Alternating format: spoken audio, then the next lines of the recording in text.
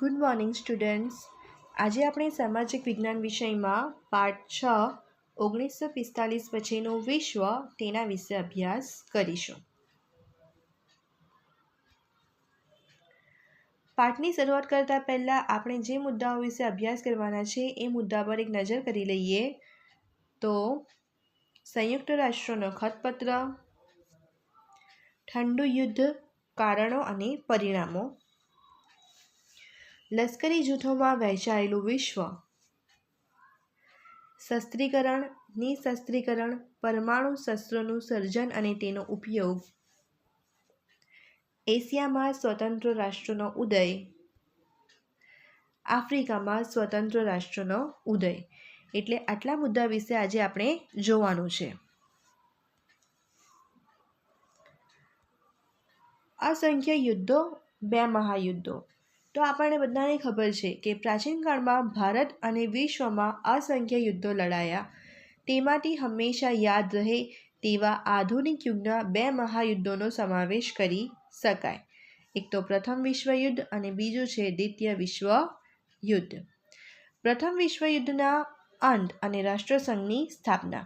તો પ્રથમ વિશ્વયુદ્ધના અંતે વિશ્વમાં કાયમી શાંતિ સ્થાપવાના હેતુથી રાષ્ટ્રસંઘની સ્થાપના કરવામાં આવી. કેટલીક મર્યાદાઓને લીધે તે નિષ્ફળ ગયું અને તે નિષ્ફળ જતાં 1939માં બીજું વિશ્વયુદ્ધ ફાટી નીકળ્યું. બીજા વિશ્વયુદ્ધની ભયંકરતાને લીધે માનવજાતને શાંતિ અને સ્વાતંત્ર્ય રક્ષણની જરૂર જણાઈ. પરિણામે 24 ઓક્ટોબર 1945માં સંયુક્ત રાષ્ટ્રોની સ્થાપના કરવામાં આવી. હવે આપણે આપણા પ્રથમ મુદ્દા પર આવીએ. સંયુક્ત રાષ્ટ્રનો ખતપત્ર. તો સંયુક્ત રાષ્ટ્રના ખતપત્રની શરૂઆત એટલે કે તેનો આરંભ આમુખથી થાય છે. તો આમુખ એટલે શું? તો બંધારણનો આમુખ એટલે ભારતીય બંધારણનું પ્રથમ પાનું. જે રીતે આપણા પાઠ્યપુસ્તકની શરૂઆતમાં પ્રતિજ્ઞાપત્ર આપવામાં આવેલું હોય છે તે જ રીતે બંધારણ જે છે એની શરૂઆત આમુખથી થાય છે. આપણી સ્ક્રીન પર અહીંયા જોવા મળશે આમુખ. આ આમુખની અંદર પણ પ્રતિજ્ઞા દર્શાવવામાં આવેલી છે કે અમે ભારતના લોકો પ્રતિજ્ઞા કરીએ છીએ કે એ પ્રમાણેનું આખું લખાણ છે. ચાલો તો હવે આપણે જોઈએ તો સંયુક્ત રાષ્ટ્રોના ખતપત્ર એનો આરંભ આમુખથી થાય છે અને આ ખતપત્રમાં સંયુક્ત રાષ્ટ્ર સંઘના હેતુઓ દર્શાવવામાં આવેલા છે. એના હેતુઓ જોઈએ તો પહેલું હેતુ છે આંતરરાષ્ટ્રીય શાંતિ અને સલામતીની સ્થાપના. શાંતિ અને સલામતી જળવાય તેમજ શાંતિને અવરોધરૂપ બાબતો દૂર કરીને આંતરરાષ્ટ્રીય ઝઘડાઓનો શાંતિમય સાધન વડે ઉકેલ લાવવો. બીજો હેતુ જોઈએ તો મૈત્રીપૂર્ણ સંબંધો વિકસાવવા અને વિશ્વ શાંતિ. સમાન હકના પાયા પર રાષ્ટ્ર વચ્ચેના મૈત્રીપૂર્ણ સંબંધો વિકસે અને વિશ્વમાં શાંતિ જળવાય તેવા તમામ પગલાં લેવા. ત્રીજો હેતુ જોઈએ તો સમસ્યાઓનું નિરાકરણ લાવવા. આર્થિક, સામાજિક, સાંસ્કૃતિક જેવી સમસ્યાઓનો ઉકેલ લાવીને કોઈપણ જાતના ભેદભાવ વગર બધા જ નાગરિકોને સમાન અધિકારો મળે તેવો ભાવ ઉત્પન્ન કરવો. આ શું છે? સંયુક્ત રાષ્ટ્ર ખતપત્રના હેતુઓ છે. અને ચોથા મુદ્દા પર આવીએ તો કેન્દ્રીય સંસ્થા તરીકેનું કાર્ય. સમાન હેતુઓને સિદ્ધ કરવા માટે જુદા જુદા રાષ્ટ્રોના કાર્ય વચ્ચે સંવાદિતતા લાવનાર કેન્દ્રીય સંસ્થા તરીકેનું કાર્ય કરવું. સંયુક્ત રાષ્ટ્રના ખતપત્રમાંથી બે બાબતો ફલિત થાય છે: યુદ્ધને તિલાંજલિ અને ચીર શાંતિની ઝંખના. ચાલો એના પછી જોઈએ તો ઠંડુ યુદ્ધ, કારણો અને પરિણામો. તો પહેલાં છે કે મહત્ત્વનું પરિણામ. બીજા વિશ્વયુદ્ધનું મહત્ત્વનું પરિણામ એ આવ્યું કે ઇંગ્લેન્ડ અને ફ્રાન્સની નેતાગીરી અમેરિકા અને રશિયાએ લઈ લીધી. યુદ્ધમાં ઇંગ્લેન્ડ, ફ્રાન્સ, રશિયા, અમેરિકા એકસાથે રહ્યા, પરંતુ યુદ્ધ પૂરું થયા પછી રશિયાની શાસન પદ્ધતિની વિચારસરણી અલગ હોવાથી અમેરિકા અને ઇંગ્લેન્ડ તેનાથી અલગ થઈ ગયા. યુદ્ધ દરમિયાન સાથે રહે છે, પરંતુ આગળ જતાં રશિયાની વિચારસરણી જુદી છે. એટલે આ રશિયાથી ઇંગ્લેન્ડ અને અમેરિકા અલગ થઈ જાય છે. યુદ્ધ પછીના સમયમાં અમેરિકા અને ઇંગ્લેન્ડ જે બે મહાસત્તાઓ છે તેઓએ વિશ્વમાં પોતાનું વર્ચસ્વ વધારવાના પ્રયાસો કર્યા. વિશ્વ તે બે મહાસત્તાઓ વચ્ચે વહેંચાઈ ગયું. કઈ બે મહાસત્તાઓ વચ્ચે? તો સત્તાના જૂથો અને લશ્કરી જૂથો.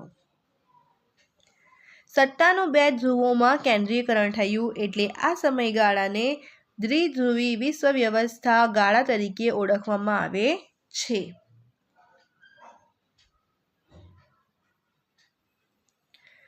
વિશ્વયુદ્ધ પછી આ બે મહાસત્તાઓ વચ્ચેના સંબંધો સુમેળભર્યા ન રહ્યા. એટલે તેમની વચ્ચે અસંતોષનું વાતાવરણ સર્જાયું.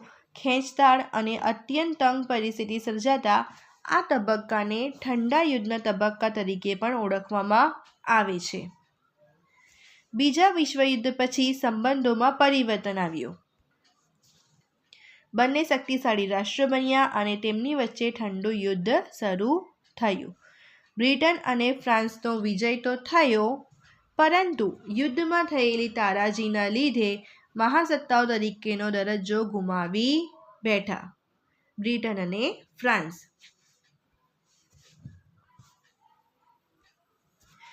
યુદ્ધના પાછળના તબક્કા દરમિયાન રશિયાએ જર્મનીના પૂર્વ ભાગ ઉપરાંત અન્ય પૂર્વ યુરોપના દેશો જેવા કે Australia, Albania, Hungary, Yugoslavia, Romania, Bulgaria, Poland, Czechoslovakia આ બધા જે દેશો છે તે બધા દેશો પર તેણે કબજો કરી લીધો.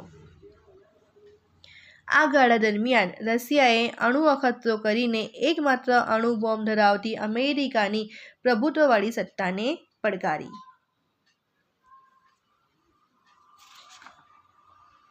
હવે એના પછી આપણે નવા મુદ્દા પર આવીએ તો લશ્કરી જૂથોમાં વહેંચાયેલું વિશ્વ. એટલે આપણા આખા વિશ્વને કેટલાક લશ્કરી જૂથોમાં વહેંચી દેવામાં આવ્યું. એમાં જોઈએ તો સોવિયત સંઘ અને સામ્યવાદથી બચવા અમેરિકાની પ્રેરણાથી ઉત્તર એટલાન્ટિક મહાસાગરના કિનારે આવેલા નાટો નામે એક સંગઠન રચાયું.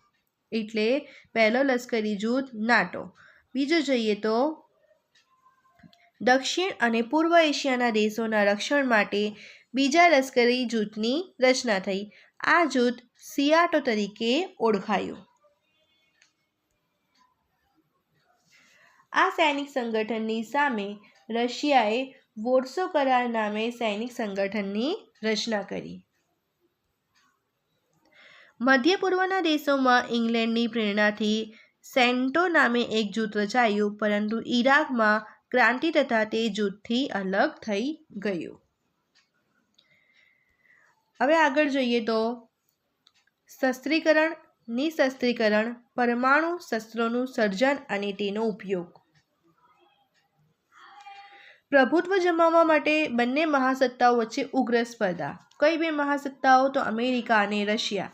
અમેરિકા અને રશિયા વચ્ચે ઉગ્ર સ્પર્ધા થઈ, શસ્ત્ર સ્પર્ધા થઈ, ઉત્પાદન વધારવાની હરીફાઈઓ થઈ અને હિરોશીમા અને નાગાસાકી અણુ બોમ્બ. અમેરિકાએ હિરોશીમા પર અણુ બોમ્બ ફેંકીને પોતાની સર્વોપરિતા સિદ્ધ કરી.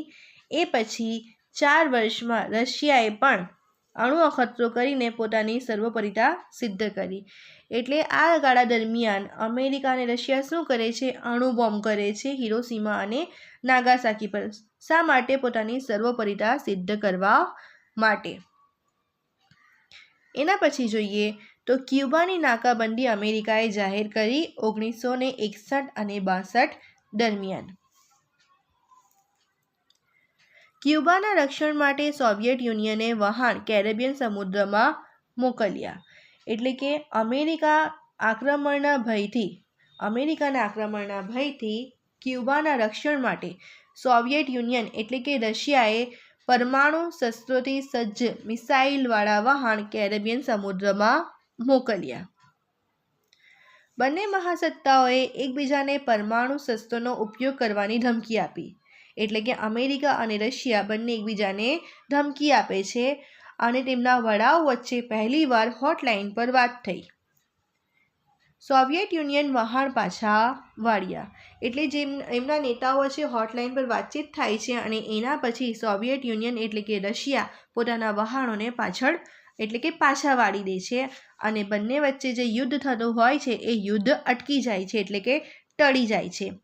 આ ઘટનાને ક્યુબાની કટોકટી તરીકે ઓળખવામાં આવે છે.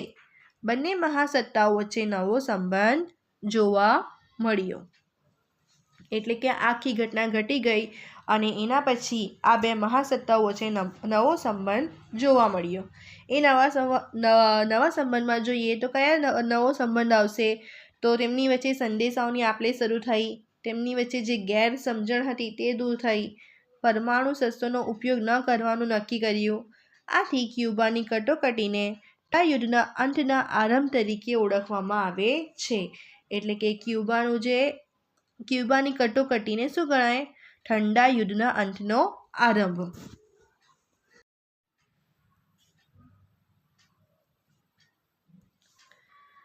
અમેરિકા, સોવિયત યુનિયન એટલે કે રશિયા, બ્રિટન એ પરમાણુ શસ્ત્રોની નિઃશસ્ત્રીકરણ, પરીક્ષણ અને ઉત્પાદન તેનો ઉપયોગ કરવા ઉપર પ્રતિબંધ મૂકવા માટે સહમત થાય છે, એટલે કે તૈયાર થાય છે અને આને આંશિક પરમાણુ અખતરા બંધ સંધિ તરીકે ઓળખવામાં આવે છે.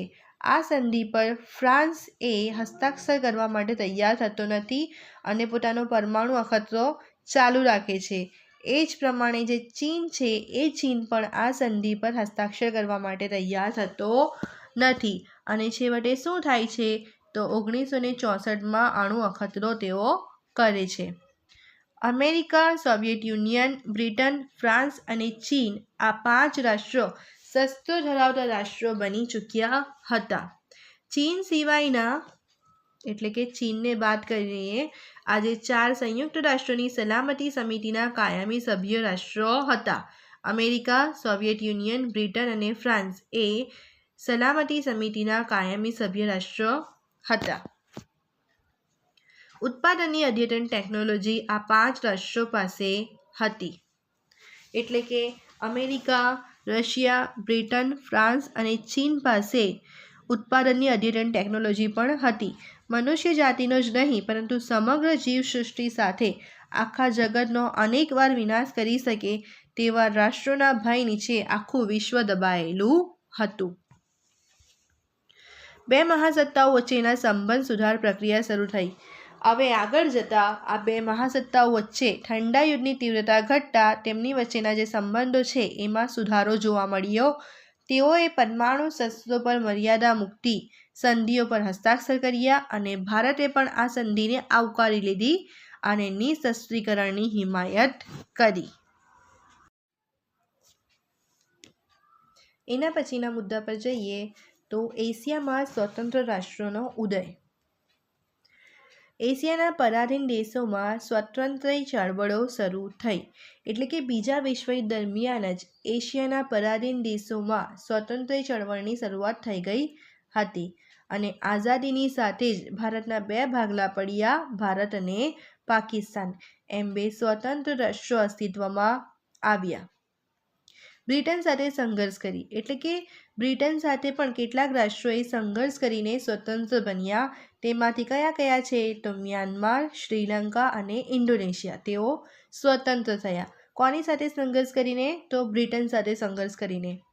તેમાં સંયુક્ત રાષ્ટ્રનો ફાળો મહત્વનો હતો. એશિયાઈ દેશોમાં જોઈએ તો લાઓસ, કંબોડિયા પણ સ્વતંત્ર રાષ્ટ્રો બન્યા.